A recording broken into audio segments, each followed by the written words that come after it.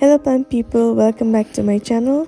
Here you can see a box, and yes, you must have guessed it right, it's a plant haul. And I had ordered some alocasias and philodendron from this Instagram seller, and this one is the first one.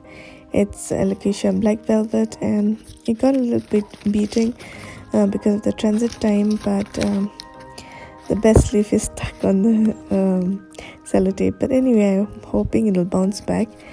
And here I have philodendron lupinum, and it looks quite good. It's in a very good condition, and the leaves are very velvety. I'm so happy with this plant. And then next we have alocasia. I'm not certain if this is nebula or green shield, but it looks more like nebula to me. And then we have the last one here, alocasia green shield, if I'm not wrong. Either one should be green shield. And yeah, I'll be transferring them to leca.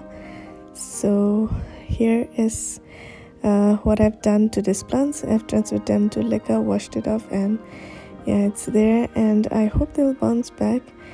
And yeah, this one looks okay to me. It does not have much damage like the nebula and the black velvet.